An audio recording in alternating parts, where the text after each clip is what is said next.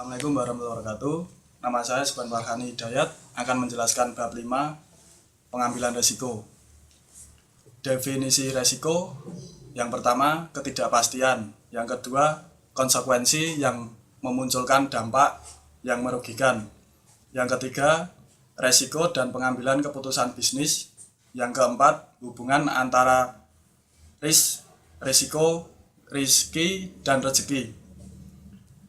Motivasi mengambil resiko adalah untuk menginginkan pengembalian yang sepadan, mampu mengkalkulasi resiko.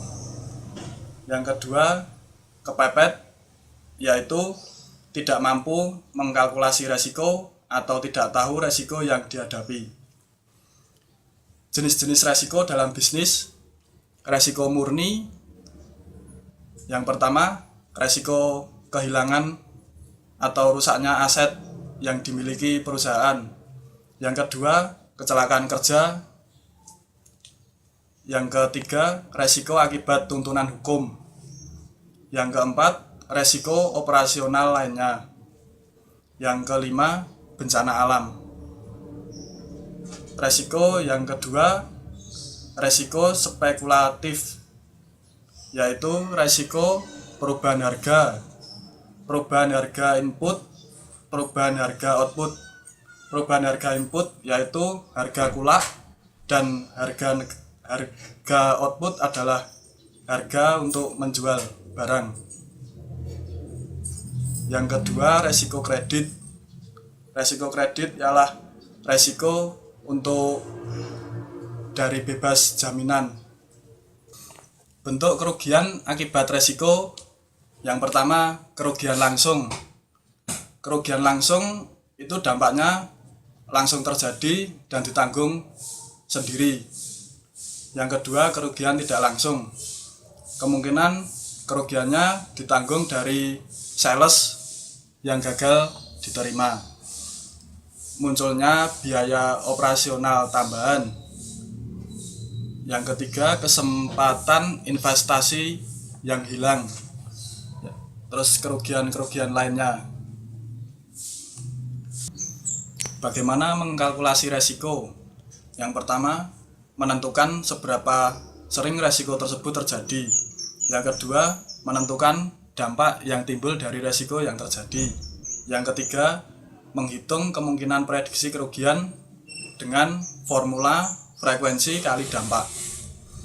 Pengelolaan resiko: yang pertama, mulai dari resiko yang memiliki kemungkinan prediksi kerugian terbesar. Yang kedua, pilihan strategi pengelolaan yang dikontrol supaya resiko-resiko tidak muncul. Yang kedua, ditransfer kepada pihak lain, misal konsumen, supplier, dan asuransi. Yang ketiga, dibiayai sendiri. Dibuat cadangan dana untuk membiayai jika resiko terjadi. Bagaimana menghadapi resiko? Perlu difahami bahwa resiko tidak untuk menjadi penghambat untuk maju. Resiko harus diambil sebagai konsekuensi menginginkan sesuatu yang lebih baik. Identifikasi resiko apa yang berpotensi muncul dalam bisnis.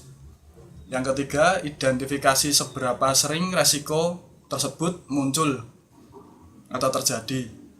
Yang keempat, identifikasi seberapa besar dampak dari resiko yang muncul tersebut.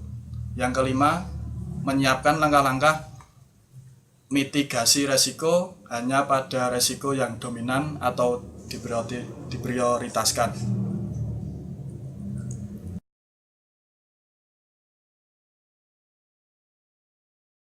Assalamualaikum warahmatullahi wabarakatuh. Nama saya Raditya Wisnu Praditya. Saya di sini akan mempresentasikan tentang kepemimpinan. Yang pertama, teori kepemimpinan awal, yaitu teori kepemimpinan yang berfokus pada pemimpin dan cara pemimpin berinteraksi dengan anggota kelompoknya. Ada 6 ciri terkait kepemimpinan yang efektif. Yang pertama, ada dorongan. Kedua, ada kehendak untuk memimpin. Ketiga, ada kejujuran dan integritas. Lalu selanjutnya ada kecerdasan, kepercayaan diri, dan yang terakhir pengetahuan terkait pekerjaan. Di teori kepemimpinan awal ini ada 3 gaya yang biasa ditunjukkan. Gaya yang pertama ada gaya demokratis, yaitu gaya yang melibatkan bawahan, delegasi, wewenang untuk mendorong partisipasi. Dan yang kedua ada gaya autokratis, yaitu mendiktekan metode kerja dan membatasi partisipasi. Dan yang terakhir ada gaya laissez-faire, yaitu gaya yang memberikan kebebasan pada kelompok untuk membuat keputusan. Dan yang akan saya presentasikan hari ini akan presentasikan tentang pendekatan kepemimpinan dengan model terkini, yaitu pemimpin transaksional, pemimpin yang membimbing atau memotivasi pengikutnya menuju sasaran yang ditetapkan dengan memperjelas atau mempersyaratkan tugas.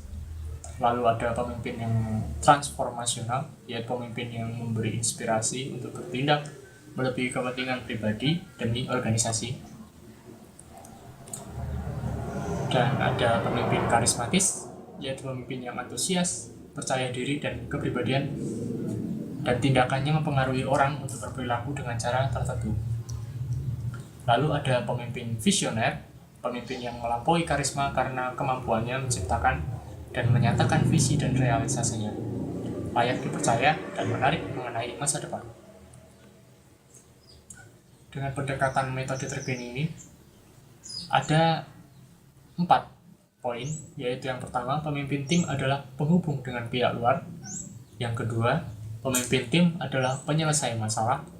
Ketiga, pemimpin adalah manajer konflik. Dan keempat, pemimpin tim adalah pembina. Perilaku pemimpin yang efektif bisa diberikan dengan cara memberikan contoh kepada para karyawannya, lalu menciptakan suatu tatanan nilai dan keyakinan bagi para karyawan, dan dengan bergairah mengejarnya. Lalu selanjutnya ada memfokuskan upaya para karyawan terhadap tujuan yang menantang dan terus mengarahkan mereka kepada tujuan tersebut. Dan selanjutnya ada lagi menyediakan sumber daya yang dibutuhkan karyawan untuk mencapai tujuan mereka. Lalu ada menghargai dan mendukung para karyawan, dan yang terakhir berkomunikasi dengan para karyawan. Dengan adanya perilaku pemimpin yang efektif ini, diharapkan pemimpin bisa menghargai keragaman para pekerja, merayakan keberhasilan para pekerja, mendorong kreativitas di antara para pekerja, mempertahankan selera humornya, dan menatap terus masa depan. Sekian presentasi dari saya. Terima kasih.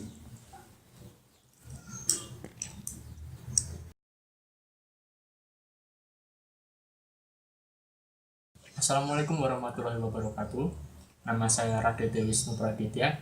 Saya di sini akan mempresentasikan tentang kepemimpinan. Yang pertama, teori kepemimpinan awal, yaitu teori kepemimpinan yang berfokus pada pemimpin dan cara pemimpin berinteraksi dengan anggota kelompoknya.